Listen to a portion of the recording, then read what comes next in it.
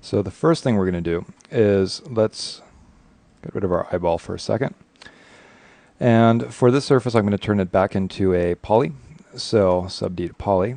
And with that, we can see that when I moved things around, I did something a little funky inside here, which isn't a big deal because you see I did that on the back.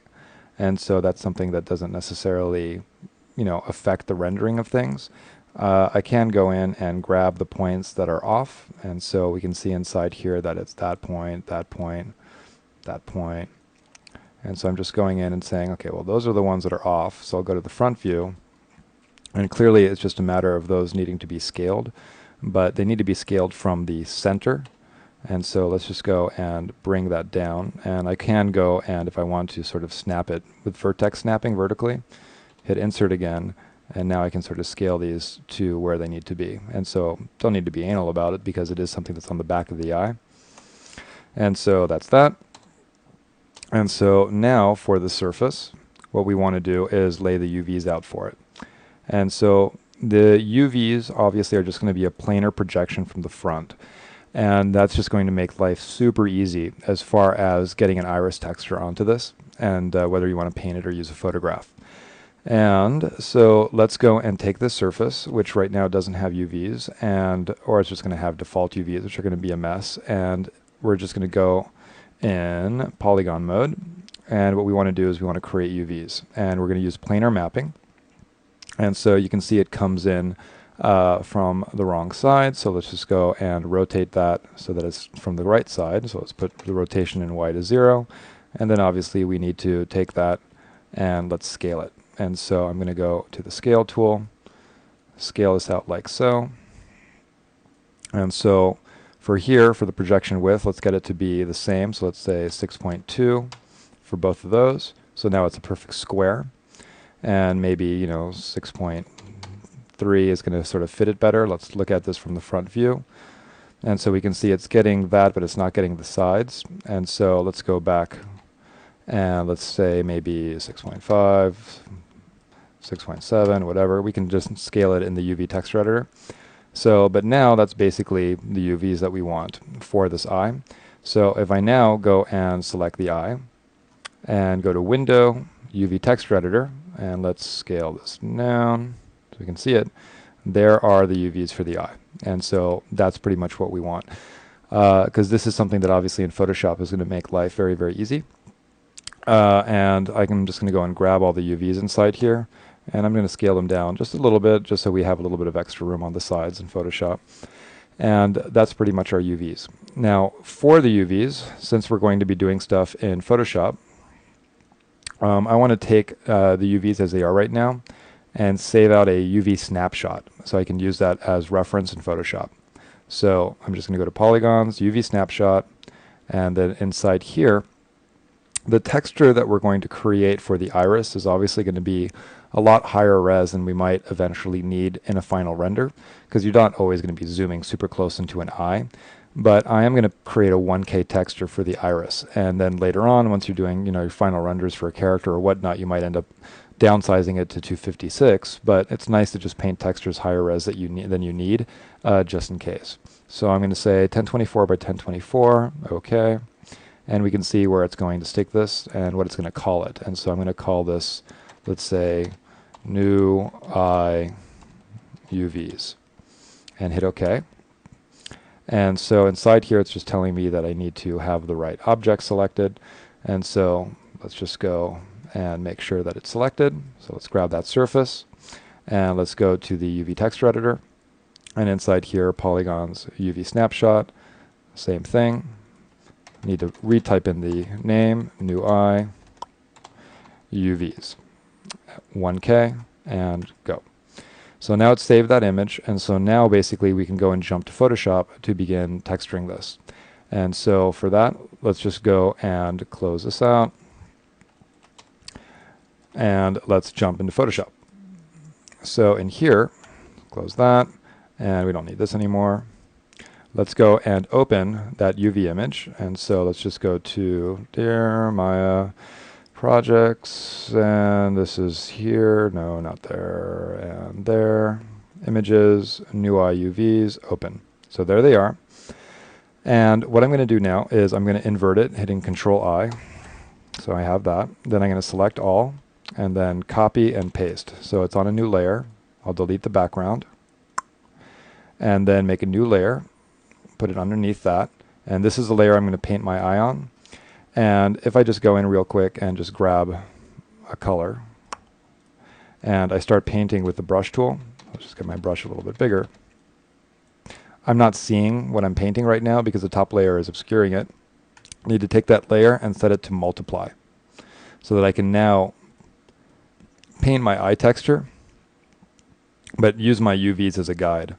And so right now, you know, just as a quick proof that everything's working, if I go in and whatever, and let's say we just go and just put dots inside here. If I now turn off that, and first, obviously, we're going to save our Photoshop document. And so I'll just put this up here. So this is going to be new eye iris PSD, because I'm going to want to save the Photoshop document if I ever need to make changes. So I'm going to save that in here. Save alpha channels, layers, fine. But then what I want to do is save this out as our test texture. So let's say save as a copy, so it flattens the image, meaning that we don't need the layers or alpha channels. We just want a copy. We'll save that as a TIFF, and that's new eye iris.tiff. And so for this is new eye iris, and this is, let's say, the color map. And I'm going to put that into source images. And so inside here, also something to make life a little bit easier as we're navigating through our texture space that I'm going to do is I'm going to go into Maya. I'm going to make a new project. So projects, new, I'm going to call this my new eye. Use defaults. Okay. Now that I've done that, I'm going to save the scene, save as. This is new eye 1. All right. And then when I go into Photoshop, first let's go and say save as the PSD again, but we're going to do this to our new eye project, so new eye iris PSD, and then save the texture out as a copy, as a TIFF file, without alpha channels or layers, just flattened into source images, which is where I put my textures, new eye iris underscore color. And so now I can say save, and in TIFF options, make sure you say image compression none, because Mental Ray doesn't like LZW compression. So I'm going to say no compression. So again, Mental Ray does not like that. So none. Okay, cool. Now if we go back to Maya and we go to the shader that's on this object and we go to its color map, we're going to texture that and we're going to use a file texture, normal. And then let's go and grab our color map that we created. There it is. And for that color map, if I go out here and I now hit 6, we'll see there it is. So point being, everything is working fine. So if I went right now and turned my eyeball back on, and so now since this is a poly object, it's going outside of my eyeball, I'm going to take this and convert it into a sub D, so polygon to sub D. Get my eyeball back, go back to this view, go back to the render editor, and do a render. And you'll see that that new texture is now going to be inside there, and so everything is working. Also inside here, as a result of the light that I'm using, we know that the texture that is on the eye is basically white, right? So it's pretty bright, but it looks a little dark right there. And so what I want to do is I'm just going to go and make my light brighter. And so I'm going to grab my light, and let's say maybe 1.3. Okay. So now it's looking more like the color that it should as far as the eye. And then also inside here, I'm going to go and grab my directional light. And maybe I'll just sort of scoot the highlight forward a little bit. That's on the eye. So as a result of doing that, you can clearly see that the shading inside there has changed. And so that's just because the shadow is no longer such a hard edge. And so we'll just scoot that a little bit more this way. Okay, so now it's a little bit easier to see the texture. So now we're ready to go in and get that texture created for the iris. So now we know our UVs are working. We know that we can go into Photoshop and do whatever we want. And so now going back to, we can save that image. And let's save our scene. Let's go to Photoshop. And what do we want to do? Well, obviously we're not using that layer right there. So I'll just go and delete that. And what we're going to do now is for this eye, for the texture, clearly you can go and paint something from scratch. But for time reasons, we're going to use photographs that we're going to pull irises from and then clean up. And so we just need to find a nice texture or a nice photograph of an eye from a front view that doesn't have too many highlights that we're going to need to paint out. And we'll sort of take a look at a couple examples of doing that. And ideally, since we're trying to paint a 1K texture, so we can see inside here that my texture that I'm creating is 1K, we're going to need to find photographs of eyes that are relatively high res so they hold up to that resolution. And so let's go and search for some eyes. All right, so the first thing we're going to do is locate a picture. And what we're looking for are obviously pictures from the front. And so if I go and just select some different pictures that I have inside here of eyes from the front. And so let's say we go and grab, actually let me go and grab that one again. And I'm just control clicking so I can grab multiple pictures. So let's say we grab this one. And let's look and grab that one. And that one. And that one we already know has a huge highlight on it. And with these in, what we're checking is, even though pictures when they're small look like they're in focus, what you're going to find is that these pictures, if I zoom into 100%, this one, for example, is out of focus. And so all of the detail that is in an iris is really just not visible in this picture, so don't want to use that one.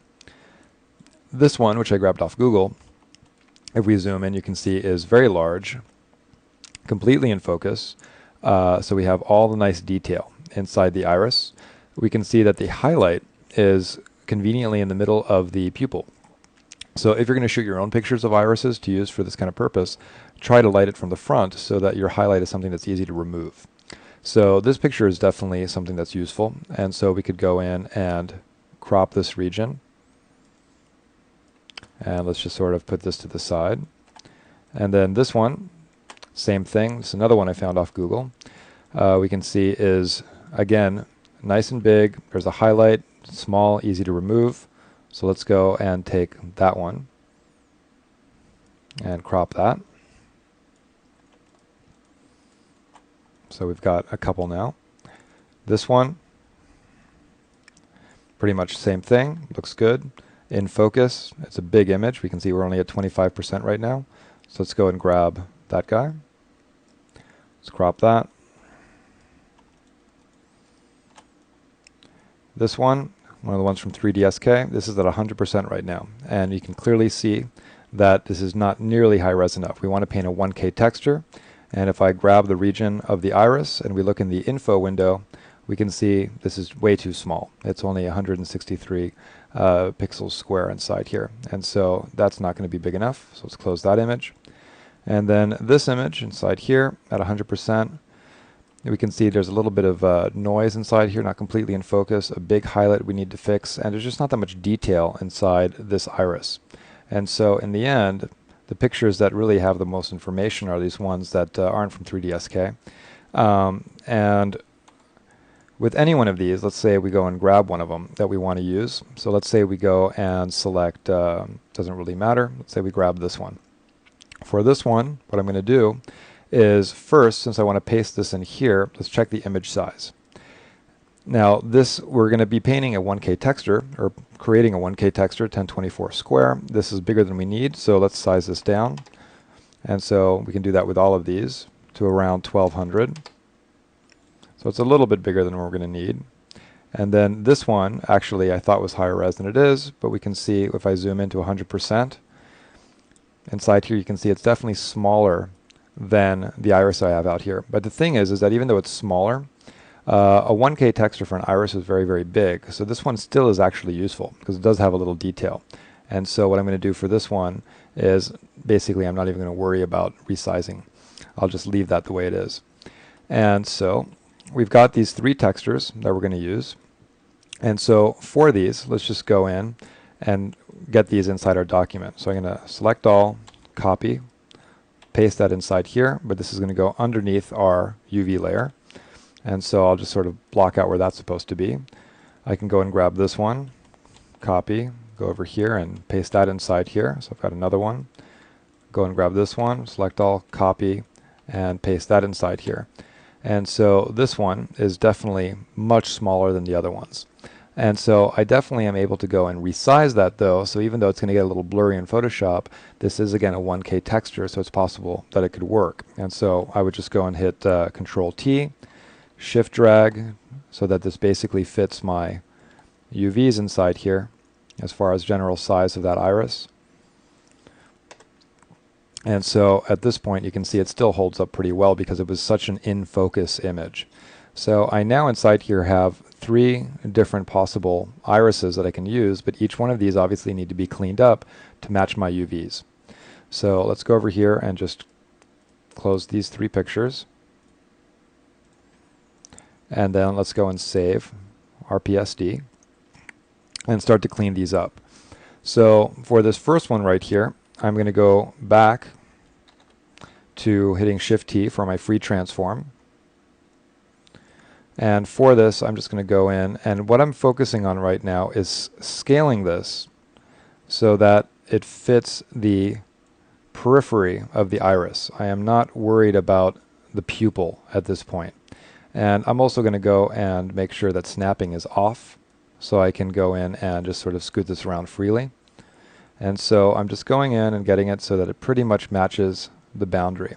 And so what we'll notice when we do that is that the area where the pupil is not centered. It is not centered with our UVs. And so that's basically what we're going to need to fix and then take out that highlight.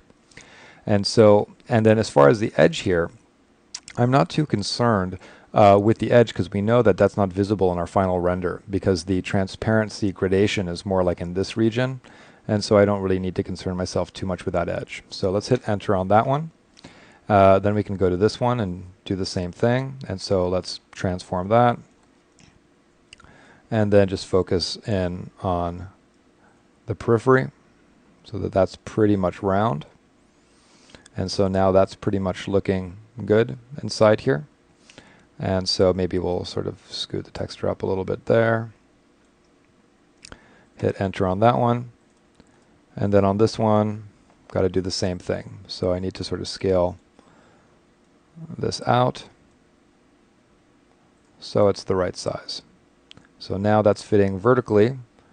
Horizontally, I'll just sort of scoot this out a little bit this way. And then this one here, I'll out a little bit this way. So now that this one is pretty much aligned, then this image brings up a good point, which is not only is the image that we're using here originally not very high res, the pupil on this one is rather dilated. It's rather large. And so that means that since we want it to be in this region down here, we're going to end up having to sort of stretch some of these pixels to match, which can work. It's just something that a picture of an iris, again, if you're going to shoot your own photographs, ideally you shoot it, so that it's relatively bright lighting on the eye so that the pupil dilates and gets small. And so that's going to give you a lot more information. So inside here, with these, if we just go to this one first, now we're ready to get this fixed. Our periphery is set up. We now need to get the pupil to be centered, and for that we want to scoot pixels around. Now to do that, you have a couple options. One is you can go and use the smudge tool, but the problem with the smudge tool is that it's going to blur your pixels if you use it, and we don't want any blurring. We want something that's more like warping. And so for that, in Photoshop, you have under Filter, Liquify. And this is a great tool for nudging pixels around without blurring them. So I'm going to go to the Liquify tool. And once I'm inside here, I can go and, let's say, zoom out a little bit. And what you want is you still want to be able to see your UVs. Those are critical. And in the lower right corner, if I go and look at this area that says Show Backdrop, you have to have your settings sort of correctly in here so that you can do this. So if we don't have Show Backdrop, we don't see the UVs at all. and we need them. So if I turn that on, I can tell it to use different layers. And so if I say take in this image, we need to know like which layer is our UVs. And so if we just go out here real quick, layer 1 is the UVs. So if I go back to liquify, I can say that, layer 1, I want it to put in front of my layer that I'm working on. And then I can control the opacity of it. So I can't set it to multiply like we're using in the actual document. So I'll just go and set it to have sort of low opacity so I can use it as a guide when I'm moving my pixels around. And so inside here, I really don't need it to be very strong, just a hint of it so I can see it. And now what I need to do is, let me just sort of zoom out. I can use the bracket keys to change my brush size, or I can just go up here. Brush size caps out at 600 as far as this size, and so that's what we're going to use. And I'm just going to take my brush, put it at the center of the pupil in the photograph, so it's roughly centered, and then I can click drag to just sort of move pixels. And so I'm just sort of basically moving the pixels so that it's matching the UVs. And so inside here I'm just going to go and get that to basically match where the edge of our object is. And that's pretty much what we need. And so that's going to work very well. So I can go with that, and now I'm basically done with the liquify tool. So all I did was I used it to center the pupil that's in the photograph. And I could obviously use it to scoot other things around if necessary in an image. This one didn't need very much. So I can go and hit OK. And now you can see what we did. So if I hit undo and redo, you can see that it's definitely a very fast way to fix an issue like that. So if I go to this one, this would need the same thing. I would just go and say liquify, zoom out a little bit, and then I got to say layer 1 is in front, and now I can see it. And so now I can go and say, all right, well, let's go and scoot these pixels down into this area. And so I can just going to go and scoot those around. I can go and make my brush radius smaller so it's not affecting such a large area if I just want to sort of focus more just on that edge. And so at this point, that's all we need to do on that one. Hit OK. And so we can see the change we made there. And then we have this one. This one would need a lot more work because the pupil in this photograph is so big, but that's going to be fine as well. So let's say liquify. I'm just going to zoom out holding Shift and or Spacebar and Alt. I'm going to go and say take layer 1 and put it in front. And so for this one, I'm going to start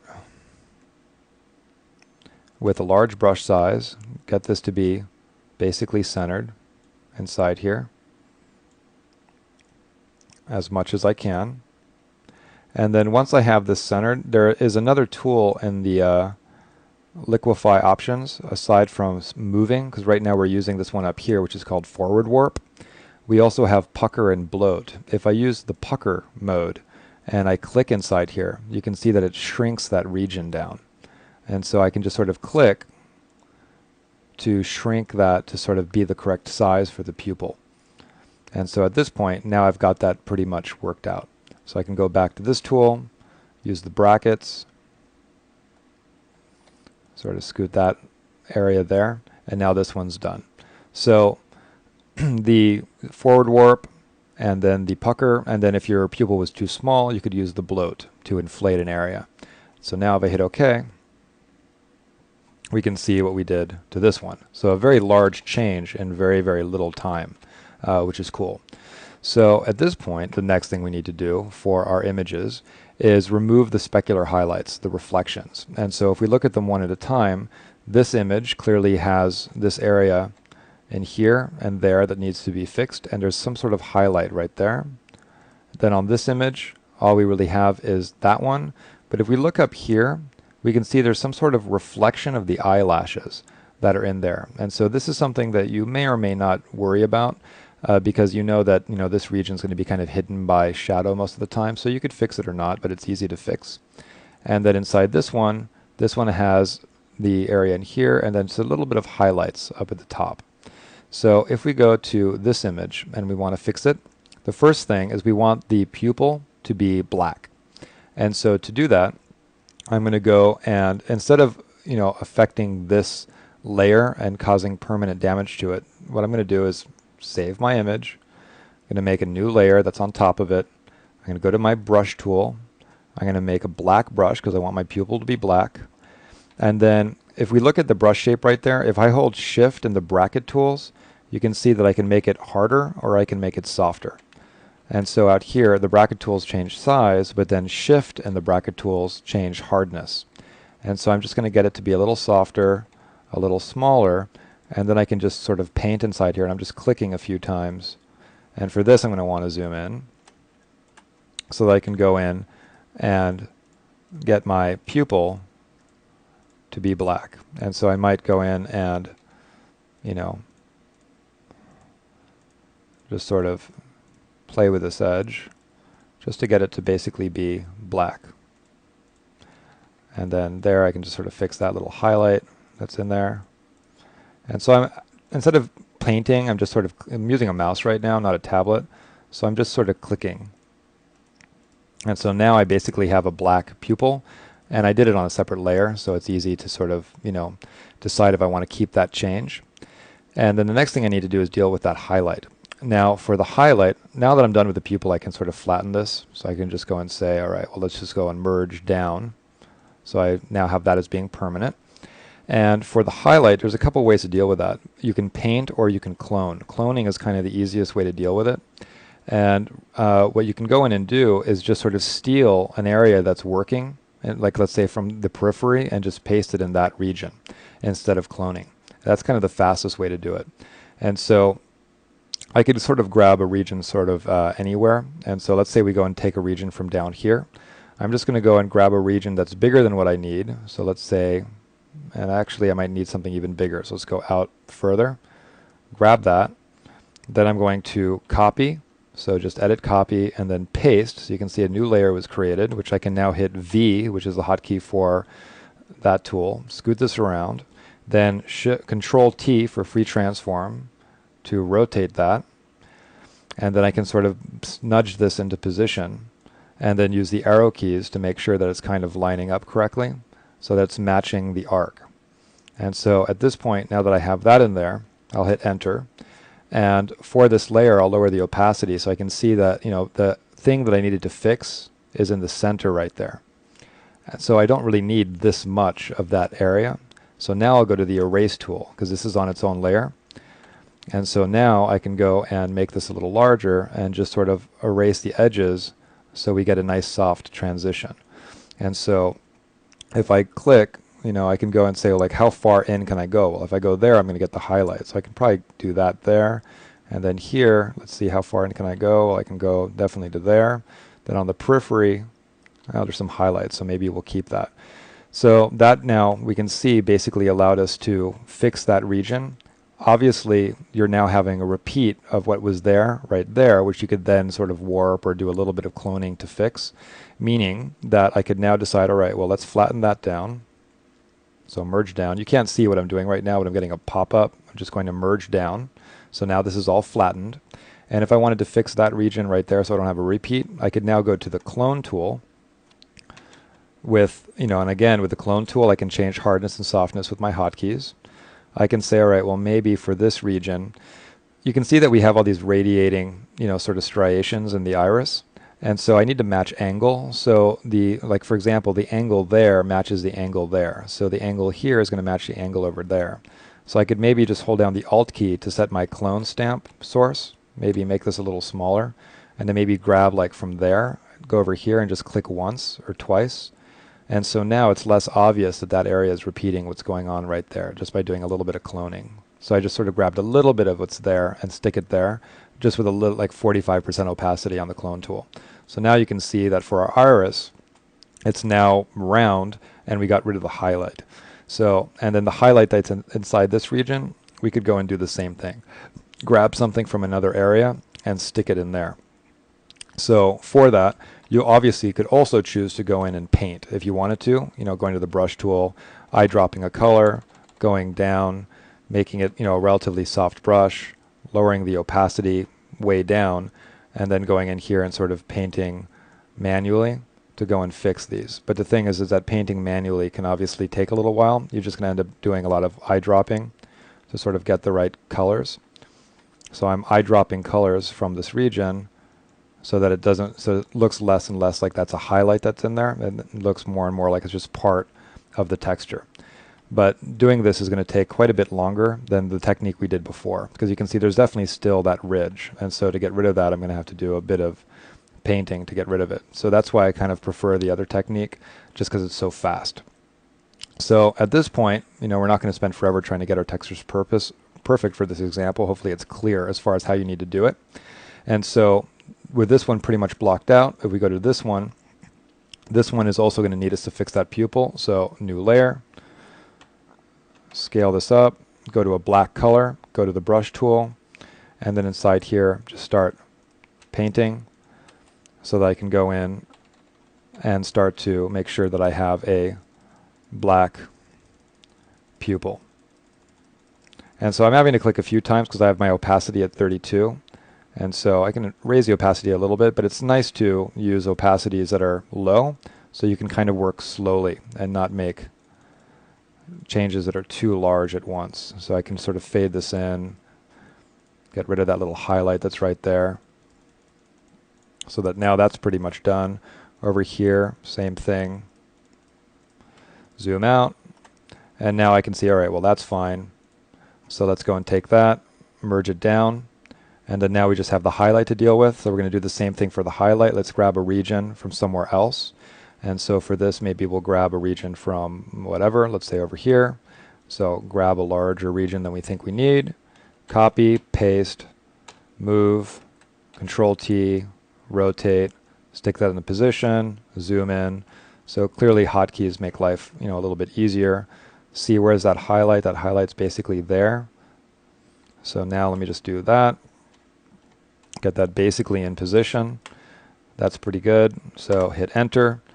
And then for this, go to the eraser tool. And then the eraser tool is still set to be relatively soft, so I can go in and fix this region. And then now I can start saying, like, where's that highlight? It's there. So I can probably get rid of some of that.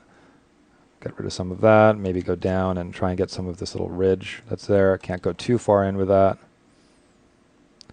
And so for that, now you can see, all right, that worked. We got rid of the highlight, but you can see this area is a little bit saturated compared to the surrounding part of the iris. So for this, I would just go to hit Control U, takes me to the hue saturation tool, and I can just sort of lower the saturation or raise the lightness on that region to try and get it to fit in a little bit better. And so I'm just going in and sort of fiddling with that so that it kind of looks more like it's supposed to. Hit OK, and then on this guy, on this layer, I'll just erase that part in there. So that now could be tweaked a little bit more, but you get the idea of how to go in and fix these kind of things. So let's just go and merge that down. So now basically we have this iris pretty much ready to go. We just need to do a little more work there. We have this iris ready to go, but maybe we could fix that a little bit. And there's a little bit of a reflection there that we would want to fix. And so for this, if we go inside there just real quick, simple cloning for that maybe. We could go and grab, let's say, an orange texture from like that region and maybe sort of put that in just a little bit. And then maybe go around and do the same thing inside here. So we could say, well, maybe we'll sample from that, but really small, and try and break up that ridge that's popping up from the reflection. And so slowly you'll be able to get that blended out. So if I go in here and say, okay, well, let's grab from that, make that a little bit bigger from that region, and then slowly it's going to start to go away. So we've got this one set up, and then there's this one. And so for this one, let's just go in. And so since it doesn't take long to do this, the cool thing about it is that we're just creating different irises that we can then have a little library of as we are working on eyes. So very quickly you can create a library of different eyes, because it's really the iris that's the thing that's going to make eyes look different. So by making a library of them, you'll be able to have different eyes for different characters very quickly. So here, let's just go and fix the pupil. making it black.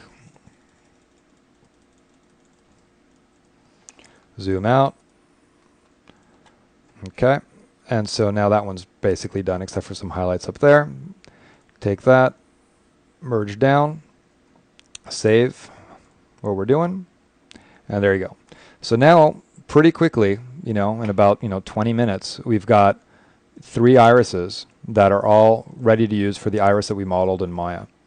And so now it's just a matter of going in for these and sort of one at a time getting these saved out. And so our UVs, which were used just for reference, we're just going to turn off as we save these 3 irises out to use.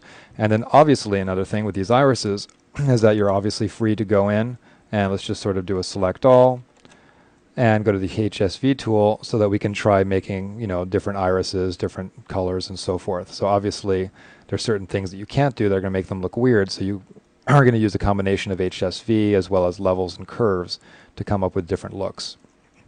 So let's save these out. So this is our first one. This is 1K. So let's go and say save as.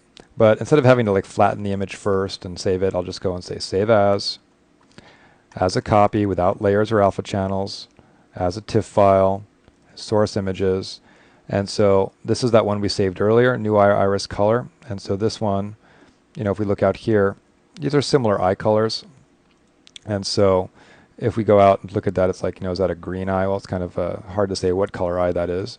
But let's just go and say we'll have A, B, and C. So let's go and say this is A, save, no compression, turn that one off, and then save as, source images, TIFF file as a copy without alpha channels or layers. This is going to be B, no compression, and then this one. And so for this one, same thing, save as. So let's go and make that a TIFF, source images, and C. Save that out. So now we can see, if I go to File Open, we've got our 3 irises that we can bring in. So let's now jump back to Maya and see what happens when we apply these as color maps, and then also we'll be able to use these as bump maps as well. Some of these textures might need to be inverted or color corrected in Photoshop to work well as a bump, but we definitely can use them off the bat just to sort of see the look that we get. And so at this point, let's go and jump back to Maya in order to apply some of these textures. So let's get Maya launched and replace this texture with one of those irises. So the first thing we need to do is get our texture on there. So let's go and grab our iris. The iris right now has a file texture on it, which is this ugly thing. Let's go and replace that now with one of our regular irises. So we could look at thumbnails, we could decide which one to use. And inside here we can see that these two are exactly the same. So what did we do wrong? Let's go into Photoshop and silly us. Let's go and take that and let's resave that as a TIFF, and we can go into thumbnail mode so we can see that we need to replace one of these. And so I'll just go and replace that one as a copy. And so now I can go and resave over that one. Save. Okay, so now back in Maya, we can see when I go into a thumbnail, now we've got 3 distinctly different irises. And so to start out, let's go and use one of them. So let's say we'll use, doesn't really matter. Let's go and grab, let's say this one, A. Bring that in here. And now that that one is created, I'm just going to go in here, and the first one that we created, this one, I'll just delete it. Don't need that anymore. So that can go away. And now we have our iris texture. So something that's important to point out with file textures in Maya is whenever you load a file texture in, you want to go down to the filter, and if you know that texture is the right resolution, you want to lower that filter down so it doesn't blur your texture. So turning it off is a bad idea because you could get some artifacts when you render. So having just a little bit of filter, but not all the way up because it will blur your texture. So at this point, that's inside here. Hide the eyeball, 5, 6, and now we can see hit F to frame it, our iris texture. And so obviously it's being repeated on the back, doesn't matter. The edge up here, we can see it's going to have a little bit of stretching, doesn't matter, we don't see that. We're really interested in what's going on in that interior area. And so at this point, we can go back to this view, get our eyeball visible, and do a render. So let's go outside here. We, inside here, have saved that image, and let's do a new render with our iris texture. So render that. And there you go. So you can see that immediately we now have something that looks like an eye. And so we have our dark edge here, which, you know, could be, obviously that gradient could be brought down just a little bit. We have our shading. And so a couple things that we might want to do to work on this now is let's go to our iris. And on the iris, we might want to take a look at the shader just to see, well, what things might we want to do? Well, there is a little bit of specular color in here right now. And the specular color that we have is a little bit, you know, creating that highlight that we don't necessarily want right there. And so this is a case where IPR can become useful. And so let's go and do an IPR render. Okay. And in IPR, I'm just going to marquee drag the region with the iris. And for the specular color, we can see that if I set it to black, that little highlight there goes away. And if I set it to white, obviously we get a very, very strong highlight. But you might want a little bit of specularity in this area, but not necessarily on that edge. And so what I'm going to do is actually use a specular map. And so I'm just going to go and map this with a ramp again. But the ramp, I want it to be a circular ramp that's smooth. And so if I go and do this, now I have no specularity in the center, but I do have some specularity on the edges. So you can see that I can go in, for example, and decide to, you know, bring this in a little bit. And we can see how we're getting specularity. So I can go and sort of bring this in a little bit and lose the specularity on that edge. I can bring this in if I want to, and sort of control where I'm getting specularity on that surface. And so I just don't want it on that edge.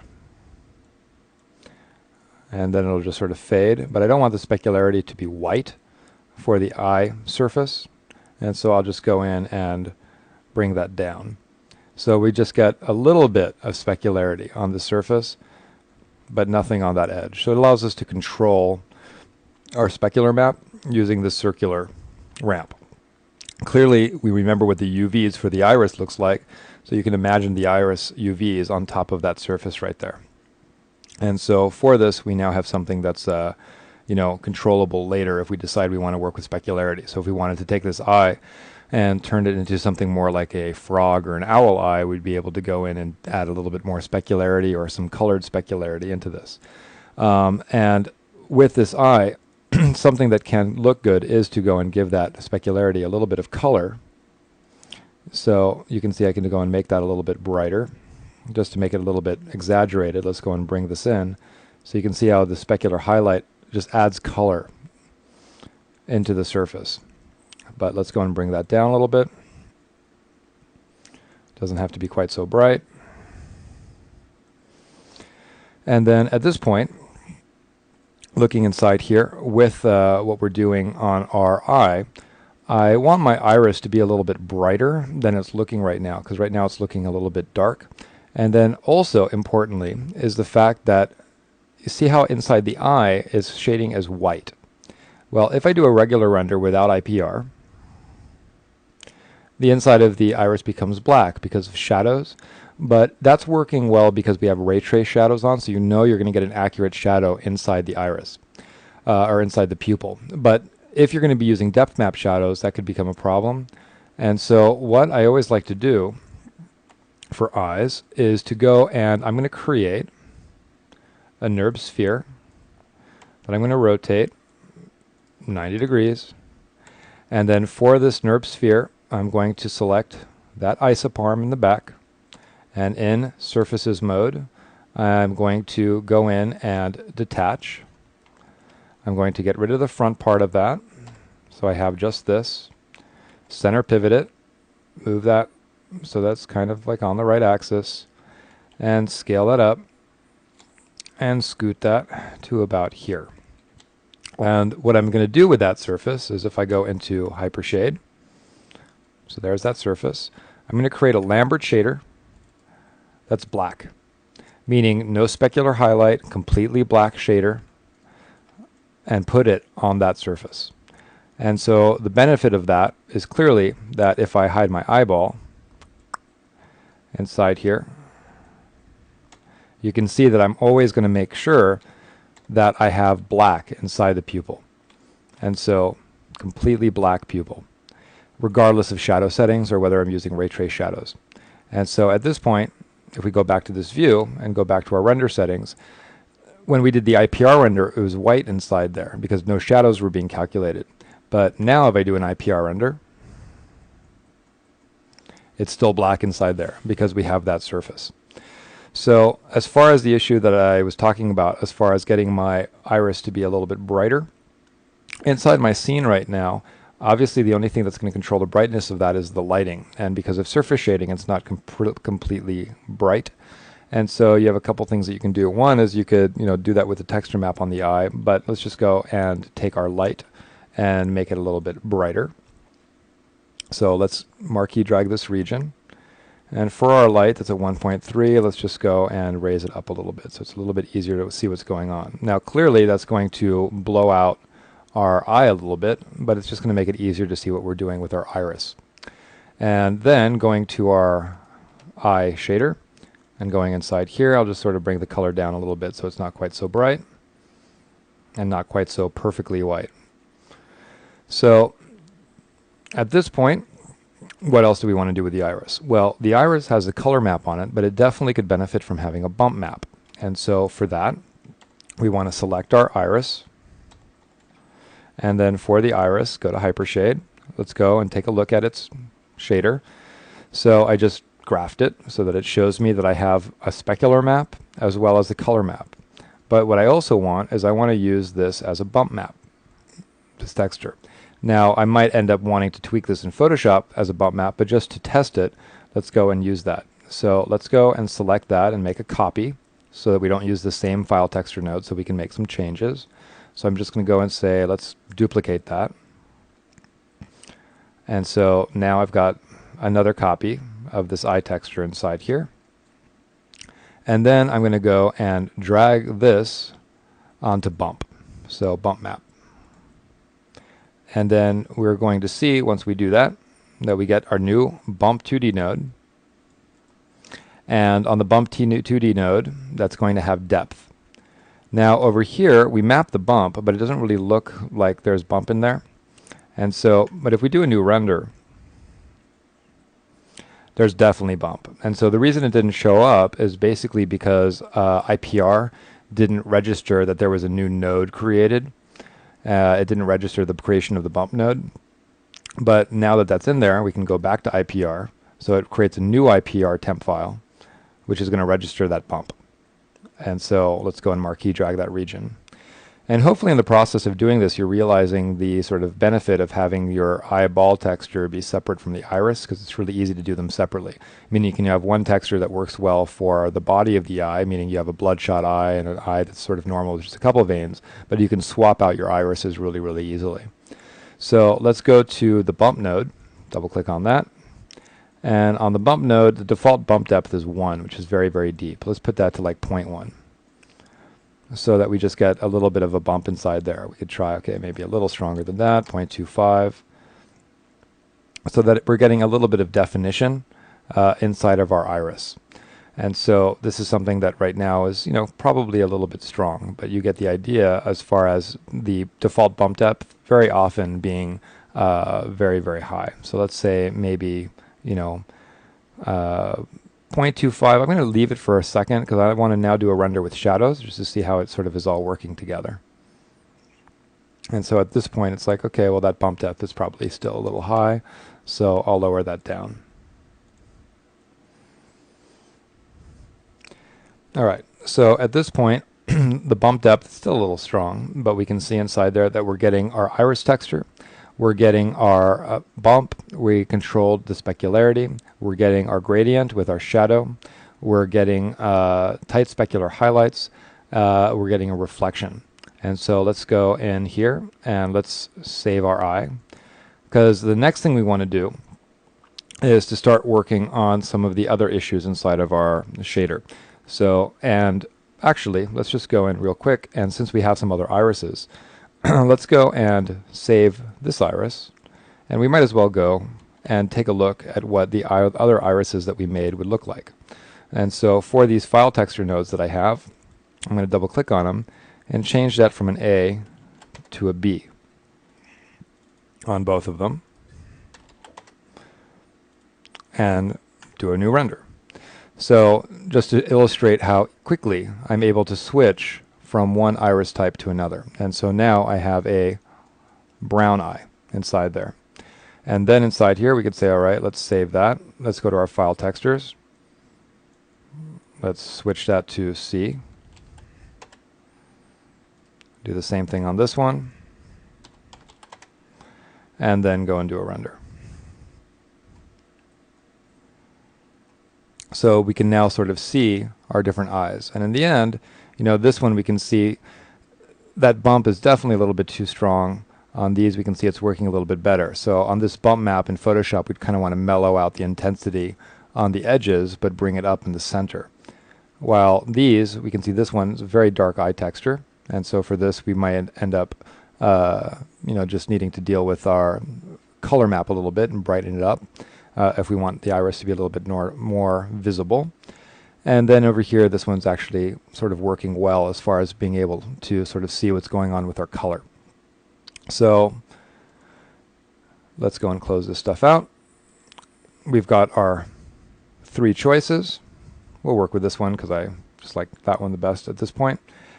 Save it, and let's move on to reflections, texturing the body, refractions, subsurface scattering, all the things that we have left to do. And so as far as the next thing to do, we might as well, right now this eye surface clearly needs some texture, so we might as well go on and texture the eye surface just to give it veins and whatnot. So let's do that next.